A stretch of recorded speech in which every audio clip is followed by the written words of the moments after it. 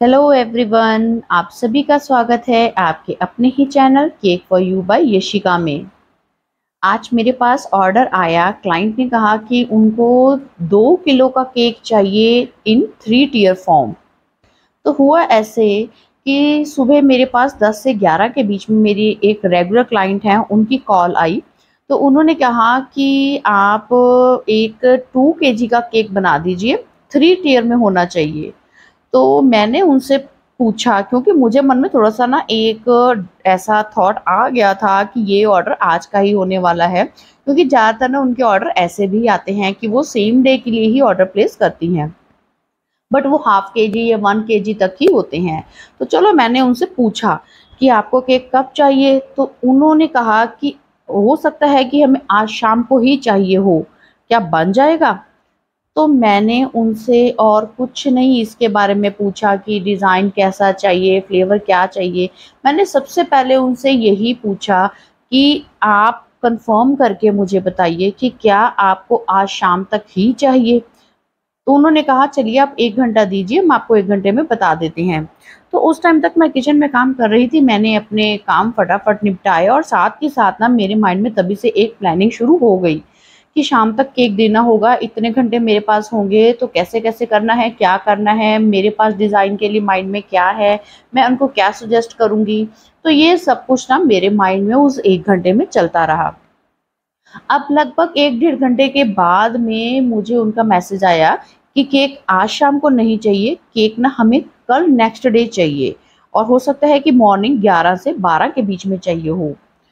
तब मेरी थोड़ी-सी साँस में साँस आई कि चलो ठीक है, आज के लिए मैं बच गई हूँ, क्योंकि आप भी जानते हैं कि केक 3 टियर फॉर्म में बनाकर सेम डे में ही और आपको डिलीवर भी करवाना हो, थोड़ा-सा रिस्की तो होता है। क्योंकि जब आप टियर्ड केक बना रहे हैं ना, तो क्या होता है कि आपके जो केक्स हैं वो अच्छे से सेट होने चाहिए, तभी आप उनको एक के ऊपर एक प्लेस करेंगे और सेफली क्लाइंट तक पहुँचाएँगे।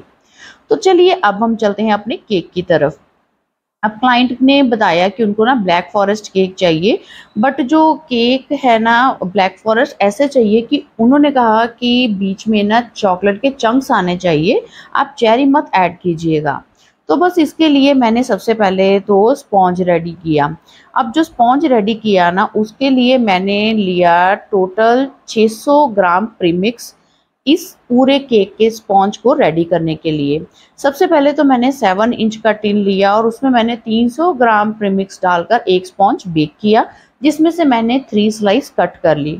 अब उसके बाद जो बाकी के 2 स्पॉन्ज मुझे रेडी करने थे, उनके लिए मैंने फिर से 300 ग्राम प्रीमिक्स लिया और उसको मैंने ऐसे डिवाइड किया कि 200 ग्राम प्रीमिक्स के साथ में मैंने एक स्पॉन्ज रेडी किया 5 इंच के टिन में और उसमें से मैंने 4 लेयर्स कट की।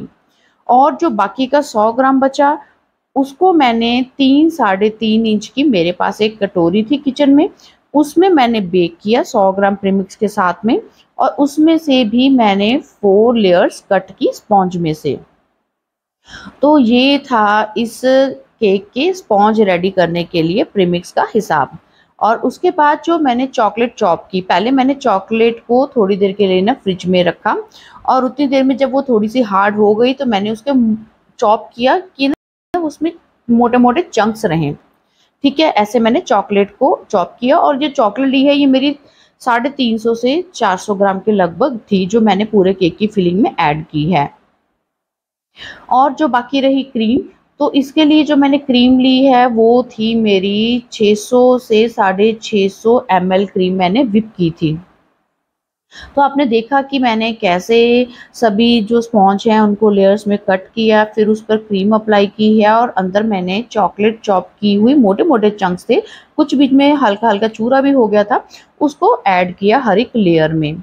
और सोकिंग के लिए जो मैंने सिरप यूज़ किया है उसके लिए मैंने पानी को बॉयल किया, उसमें शुगर ऐड की और अकॉर्डिंग टू टेस्ट ही शुगर डाली, जो इंस्टेंट कॉफ़ी के पाउच आते हैं वो 1 से 2 मैंने डाल दिए और साथ में जब 1-2 अच्छे से बॉयल आ गए तो लास्ट में मैंने उसमें कोको पाउडर ऐड कर दिया था। कोको पाउडर ऑप्शनल है, आप चाहें तो चॉकलेट केक की सोकिंग सिरप रेडी करते हुए ऐड भी कर सकते हैं और चाहें तो आप स्किप भी कर सकते हैं। तो ऐसे मैंने इस केक का जो क्रम्ब कोटिंग का काम था ना वो मैंने रात को कर दिया था। और सारे ही केक्स को मैंने क्रम कोटिंग के बाद में क्लिंग रैप करके फ्रिज में रख दिया। बात करते हैं इस केक के लिए यूज़ किए मैंने बोर्ड, वो कैसे कैसे किए। अब सबसे पहले तो देखिए, मैंने यहाँ पर ना ड्रम बोर्ड का यूज़ नहीं किया। यहाँ पर मैंने जो बोर्ड यूज़ किए हैं वो मेरे स्क्वायर शेप में ही थे। मैंने 12 बाय 12 इंच के 2 बोर्ड्स को आपस में अटैच कर दिया था ग्लू गन की हेल्प से। और फिर आपको कलर्स में टेप मिल जाती है जो कि बच्चे अपनी बुक्स पर या फाइल डेकोरेट करने के लिए लगाते हैं ना, उनके साथ में मैंने ये जो बोर्ड है इसकी चारों साइड्स को कवर कर दिया था। और फिर उसके बाद में जो मेरे 2 ऊपर वाले टियर थे ना, उनके लिए मैंने केक कार्ड्स का यूज़ किया। उसमें होल जो है वो ऑलरेडी बने ही होते हैं। अब क्रम कोटिंग करने या केक की आइसिंग करने तक के लिए मैंने उन केक कार्ड्स के नीचे ना एक एक्स्ट्रा केक बोर्ड लगाकर और फिर इन केक्स के ऊपर काम किया था, सो दैट मुझे थोड़ा-सा काम करना, इनको लिफ्ट करना केक बोर्ड की हेल्प से ईज़ी रहे। और मैंने गनाश इसलिए अप्लाई कर दिया था ताकि मेरा केक कार्ड और केक बोर्ड जो है वो आपस में अच्छे से स्टिक रहें। अगर आपके केक कार्ड में होल्स नहीं हैं सेंटर में, तो आप वो होल्स बना लीजिएगा, जिसमें से कि आपके डबल जो है ईज़िली वो पास हो सकें। अब नेक्स्ट डे मैंने इनकी जो है फाइनलाइजिंग स्टार्ट की। अब क्योंकि ये ऑफिस के लिए केक जा रहा था, जो कि मैंने आपको पहले बताया ही नहीं कि ये जो केक है ना ये ऑफिस में कट होना था, तो मैंने अपने क्लाइंट को सजेस्ट किया ना कि ऑफिस के लिए केक है तो हम इसको ना वाइट कलर में रेडी करते हैं और इसकी जो डेकोरेशन है वो फ्लावर्स के साथ में करेंगे। तो क्लाइंट ने कहा क्या हम रेड रोजेज़ यूज़ करें, तो मैंने उनको सजेस्ट किया कि रेड रोजेज़ ना ऑफिस के अकॉर्डिंग थोड़ा-सा मुझे लगता है कि ज़्यादा ओवर लगेंगे। तो मैंने उनको कुछ अपने जो आर्टिफिशियल फ्लावर्स हैं ना उनकी फ़ोटोज़ भेज दी थी और उन्होंने साथ में ही डन कर दिया कि हाँ, आप इनसे डेकोरेशन कर लीजिए। मैंने उनको कहा कि जो ऑफ़िस का केक है ना वो एक मतलब नॉर्मल मतलब सूदिंग सा जेंटल सी लुक में होना चाहिए, कुछ हम ऐसा रेडी करेंगे डिज़ाइन। तो ये जो 3 टियर केक मैं बना रही थी ना, ये आज मैं फर्स्ट टाइम अटेम्प्ट कर रही थी विदाउट एनी स्पेसर का यूज़ किए हुए, केक के ऊपर केक रखे हुए। आज मैं फर्स्ट टाइम ही ये 3 टियर केक जो है वो ट्राई कर रही थी। मैं भी कुछ नर्वस थी और मुझे ये बेनिफिट हो गया कि केक जो था वो मेरा नेक्स्ट डे जाना था। अब नेक्स्ट डे 11 बजे क्लाइंट के पास केक जाना था, तो रात को मैंने क्रम कोटिंग कर दी और नेक्स्ट डे मैंने सुबह उठते ही ना इनकी फाइनलाइजिंग स्टार्ट कर दी। तीनों केक देखिए मैंने अच्छे से आइसिंग कंप्लीट कर दी है। और उसके बाद में जो मेरा सबसे टॉप वाला केक था ना, उसके बीच में मैंने एक डावल डालना था और डावल को मैंने गैस पर थोड़ा-सा गरम करके फ्लेम पर, और फिर नीचे से आप देखेंगे कि मैंने थोड़ा-सा ना ऐसा पार्ट क्रिएट कर लिया था, जिससे कि ये केक कार्ड को ईज़िली लिफ्ट कर सके। अब क्योंकि बीच में ना चॉकलेट के चंक्स डाले हुए थे, तो नीचे से डावल इंसर्ट करना ना मुझे मुश्किल हो रहा था और मैं अकेली ही ये काम कर रही थी।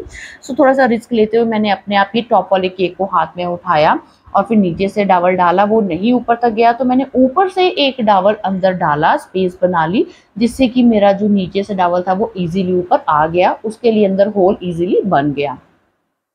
फिर जो मेरा सेंटर वाला केक था, फिर मैंने उस वाले केक को केक बोर्ड से अलग किया, क्योंकि हमने गनाश के थ्रू ना इन दोनों को आपस में जोड़ा हुआ था, केक कार्ड और केक बोर्ड को।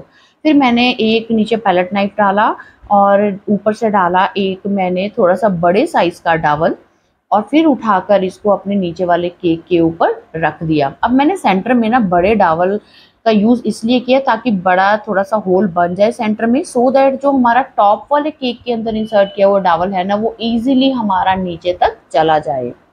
और उसके बाद में जो सबसे ऊपर वाला केक है उसको तो उठाना बहुत ही ईज़ी था, फिर भी मैंने पैलेट नाइफ की हेल्प से ही उसको उठाकर यहाँ टॉप पर प्लेस किया।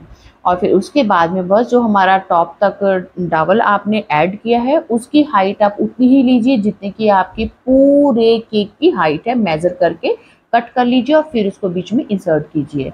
अब यहाँ पर उसके बाद में ना थोड़ा-सा मैंने यूज़ किया है यहाँ पर गोल्डन लस्टर डस्ट का। इसमें मैंने इवेपोरेक्स मिक्स कर दिया था, जिसके साथ कि मैंने पूरे केक के ऊपर ना थोड़ा-सा एक सेल्फ डिज़ाइनिंग कर दी, जस्ट हाथ से ही इसको स्प्रे किया है। आप चाहें तो फिंगर से स्प्रे कर लीजिए जैसे मैंने किया, या फिर ब्रश से भी कर सकते हैं।